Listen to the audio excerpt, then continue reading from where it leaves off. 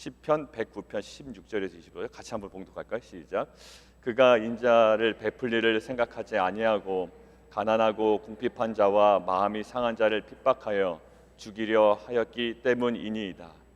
그가 저주하기를 좋아하더니 그것이 자기에게 임하고 축복하기를 기뻐하지 아니하더니 복이 그를 멀리 떠났으며 또 저주하기를 옷 입듯 하더니 저주가 물같이 그의 몸속으로 들어가며 기름같이 그 뼛속으로 들어갔나이다.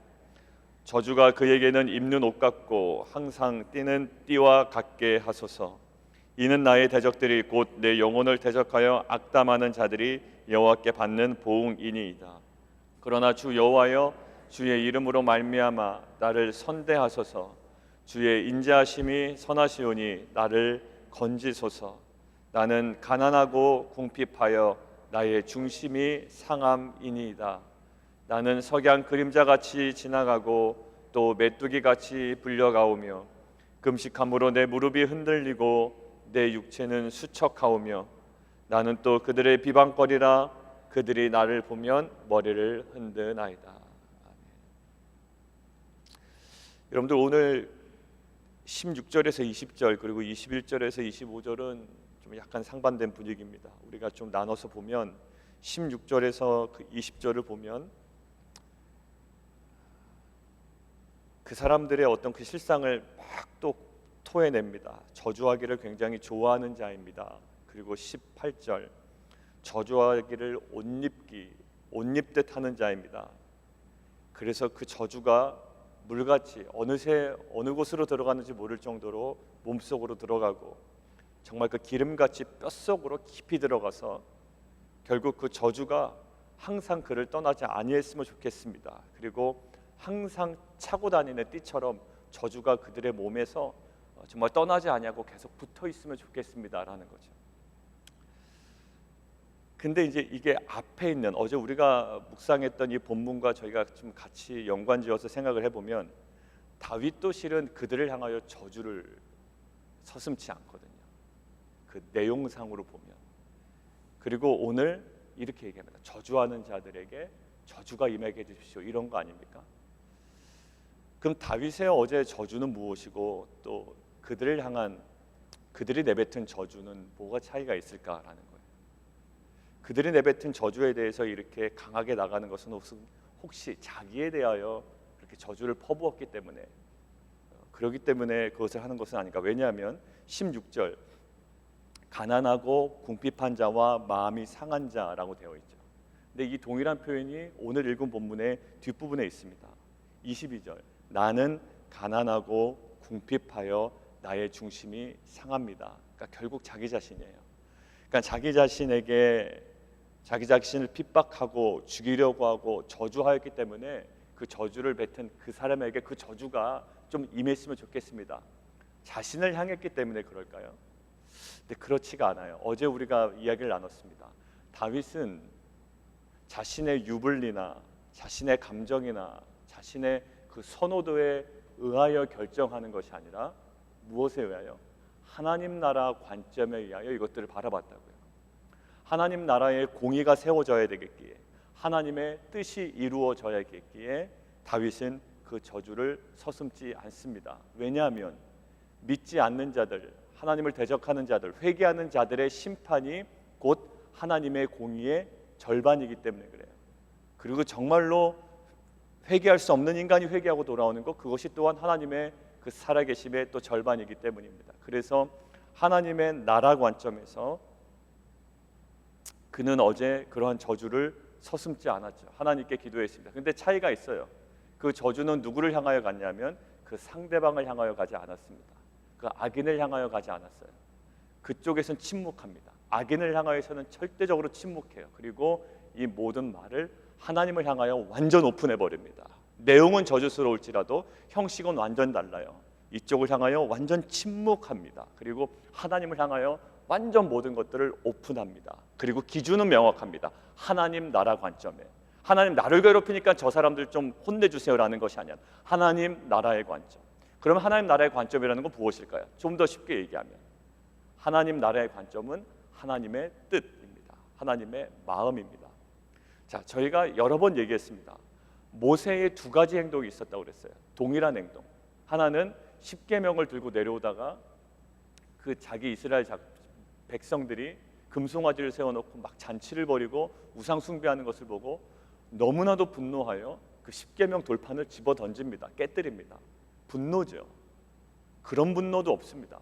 그런 화냄도 없다고요. 그런데 하나님이 아무런 말씀하지 않으신다고 했습니다. 그런데 민수기 20장에 이제 광야 생활 40년이 다 끝날 지점에 백성들이 불평합니다. 물 없습니다. 또 물이 없느냐? 애굽으로 돌아가는 게 더 날 뻔했다.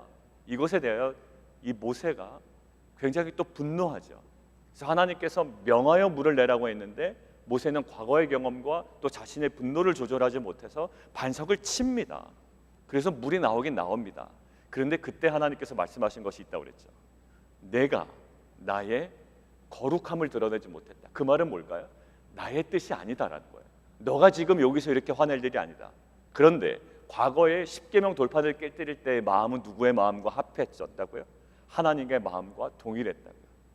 그러니까 분노를 내느냐 안 내느냐가 중요한 게 아니라 그것이 하나님의 뜻이냐, 하나님의 마음이냐, 또 하나님의 나라의 관점에서 맞느냐 맞지 않느냐. 그러니까 결국 이들의 저주는 뭐냐면 그들의 입장에서의 저주예요. 그런데 어제 본문에서의 다윗의 그런 내용상 저주는 하나님 나라 관점, 아버지의 관점, 아버지의 뜻과 이 다윗의 마음이 지금 합해져 있다고요. 그래서 이렇게 얘기합니다. 그 저주 좋아하는 자들, 옷 입듯 하는 자들, 그의 몸속으로 깊이 들어가서 결국 그 저주가 띠처럼 몸에서 떠나지 않게 해주십시오라는 거예요. 결국 시므이도요 다윗을 저주하잖아요. 다윗을 저주하는데 그 다윗 때는 실은 그 저주가 임하지 않는 듯 보입니다. 용서하죠. 그러나 이 시므이의 저주는 솔로몬 때 이루어집니다. 그 자기에게 이루어지는 거예요. 솔로몬이 떠나지 마라. 여기만 머물고 있으면 너 안전할 거다. 그런데 솔로몬의 왕명을 어깁니다. 그래서 그 지역을 떠나게 되고 그 왕명을 어긴 것으로 참수형을 당하게 되죠. 그러니까 마찬가지예요.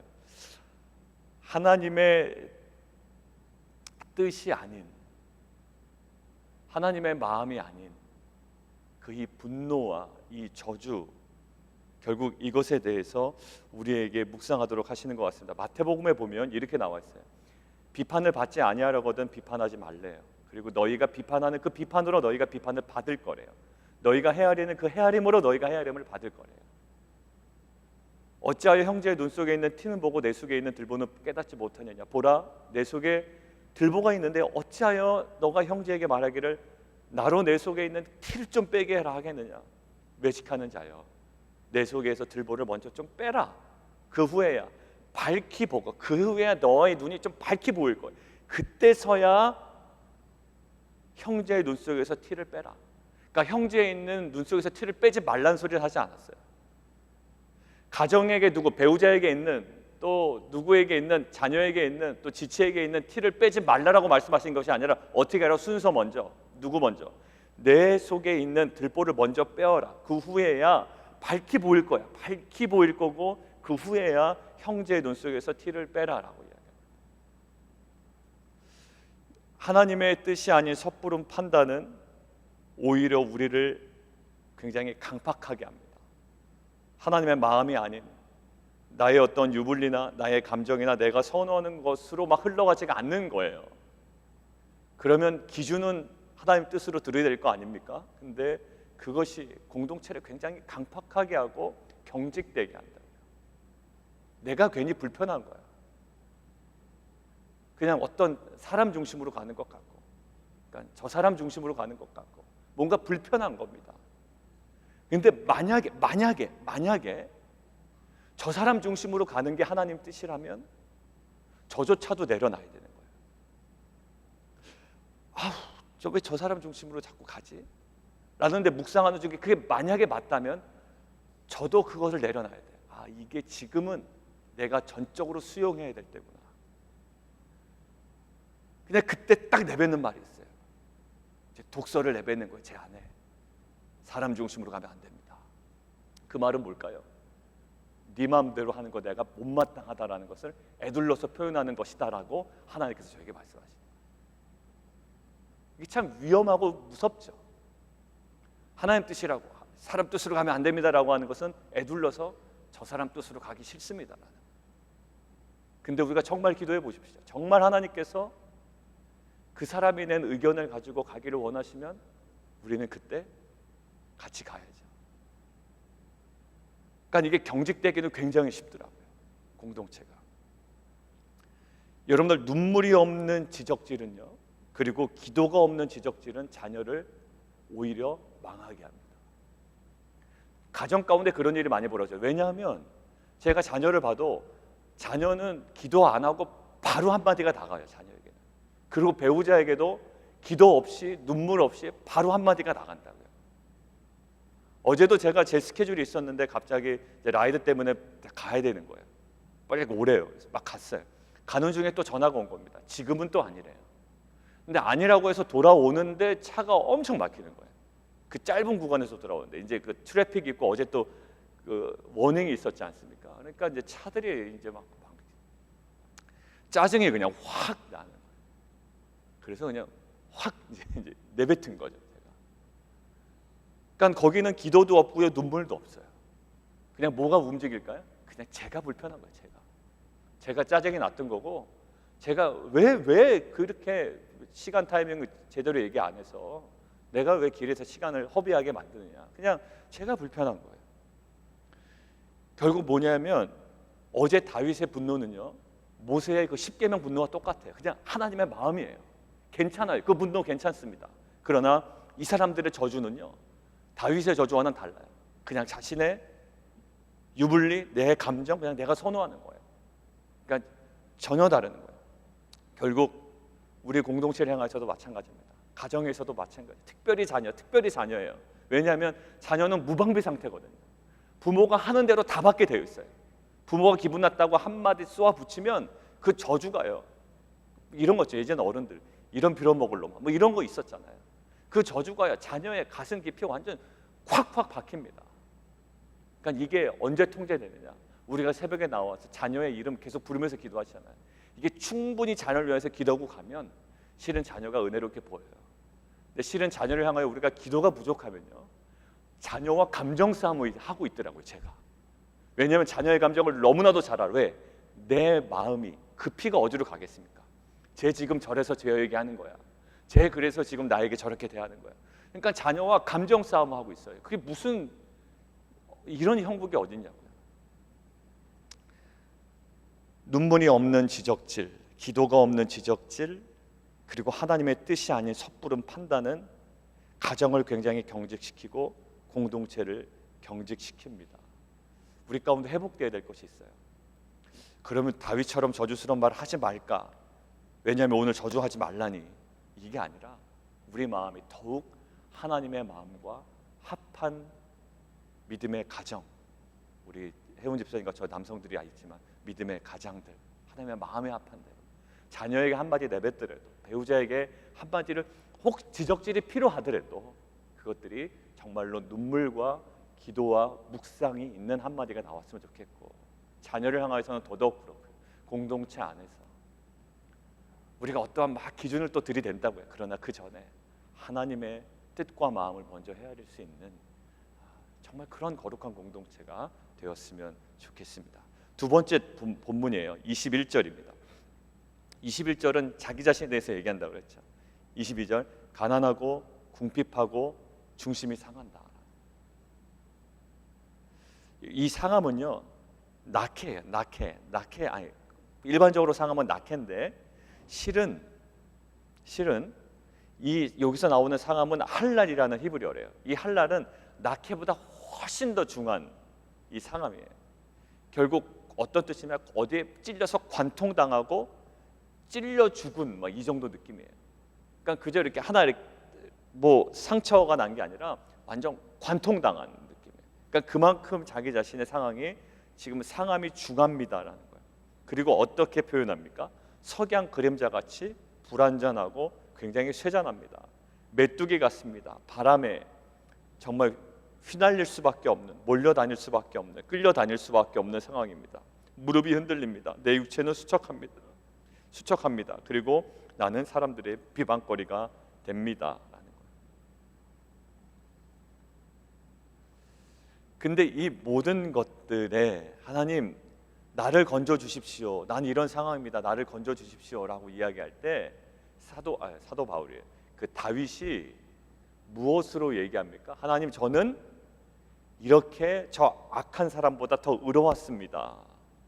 하나님, 저는 좀 더 선합니다. 저 사람들과는 다릅니다라고 이야기하면서 하나님을 채무자로 만들지 않는다는 말이에요. 하나님, 저는 선합니다. 저는 좀 다릅니다.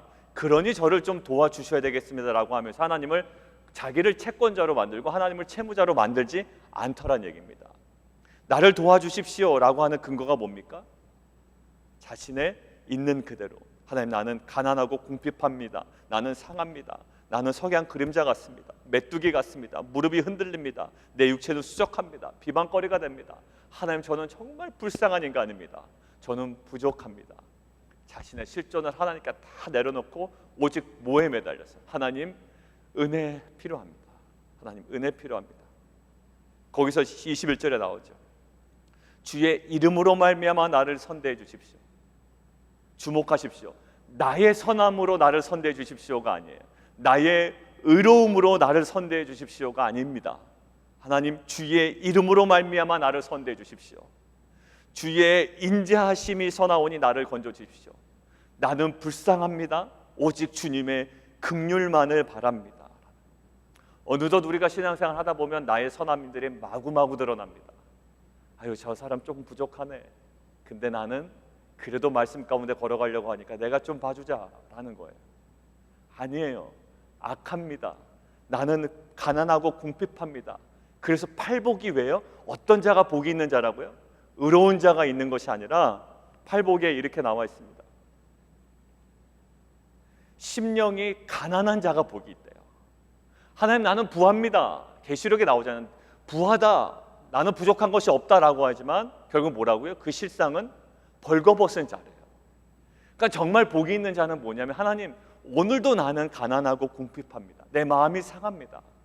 아까도 정두원 의원 얘기했지만 하나님, 그 모습이 실은 정두원 의원의 끌끌 혀끝을 짜는 모습이 아니라 실은 그것이 우리의 실존이라고요.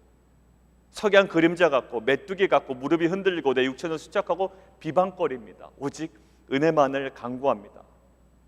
팔복에 또 나와 있죠. 애통하는 자는 복이 있나니 그들이 위로를 받을 것이다. 그리고 의를 위하여 박해를 받는 자는 복이 있으니 천국이 그의 것임이로다. 결국 자신의 연약함을 고백하고 하나님은 연약한 자를 긍휼히 여기시고 인자하심과 선하심으로 건지시고 구원하는 자의 심을 믿고 의지하는 거예요.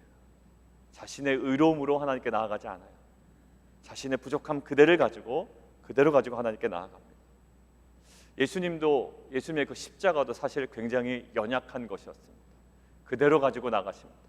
십자가, 골고다 언덕으로 그것을 향하여 가지고 가십니다. 그러나 그 십자가는 우리를 구원하시는 하나님의 능력이 되었습니다. 그 연약함 그대로 가지고 가십시오. 여러분들의 십자가와 부족함과 여러분들의 그 열등감까지도 그대로 가지고 나가십시오. 오직 은혜만을 간구하십시오. 그 부족함 속에 하나님의 도우심과 긍휼하심과 선하심이 온전히 드러날 줄 믿습니다. 그래서 시편 62편에 이렇게 나와 있습니다. 나의 영혼이 잠잠히 하나님만 바라며 나의 구원이 그에게서 나는도다. 오직 그만이 나의 반석이시오 나의 구원이시오 나의 요새시니 내가 크게 흔들리지 아니하리라. 내가 조금은 흔들릴 수 있습니다. 그러나 그렇게 내 인생의 뿌리가 뽑힐 정도로 크게 흔들리지 않습니다.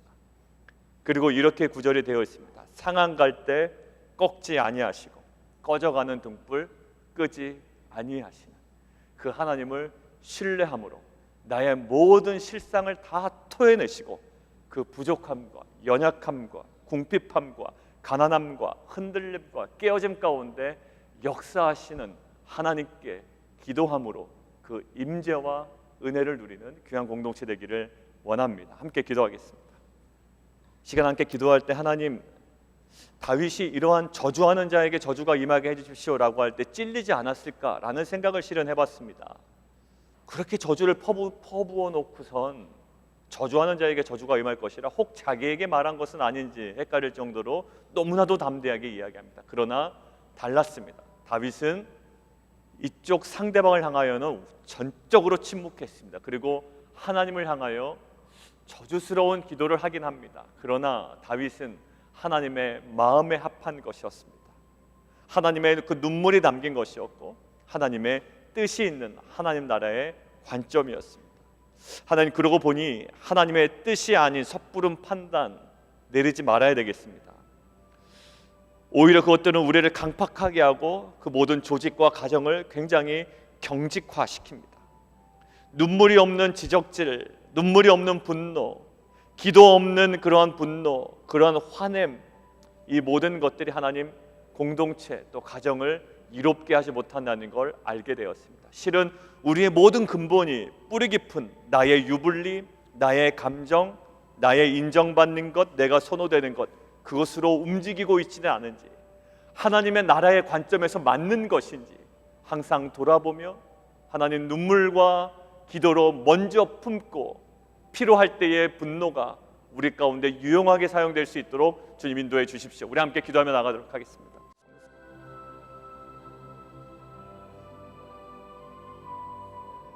우리가 또 한 가지 기도하겠습니다. 자신의 의로움으로 또 자신의 선함으로 하나님 나를 좀 도와주셔야 되겠습니다. 저 사람들과는 저는 좀 다릅니다 라고 우리가 주장했다면 그것은 오늘 본문에 근거하면 맞지 않습니다. 저 사람과 다르기 때문에, 좀 낫기 때문에, 선하기 때문에, 의롭기 때문에 라고 말할 수 없습니다. 오직 우리가 말할 수 있는 근거는 하나님의 긍휼하심에 근거하여 우리가 부르짖는 겁니다. 하나님의 은혜에 근거하여 부르짖는 겁니다. 하나님, 가난합니다. 궁핍합니다. 내 마음이 관통당한 듯이 상했습니다. 석양 그림자 같습니다. 메뚜기 같습니다. 무릎이 흔들립니다. 내 육체는 수척합니다. 내가 비방거리가 됩니다. 그래서 내가 너무나 부족해서 하나님 정말 도와주시지 않으면 안 됩니다 라는 자신의 부족함, 그리고 하나님의 인지하심을 근거로 오늘도 주 앞에 나아가는 귀한 공동체 되게 도와주시옵소서. 하나님, 연약함 가운데 하나님의 공급하심과 하나님의 선한 은혜들을 경험하는 귀한 하루 되게 도와주십시오. 함께 기도하겠습니다.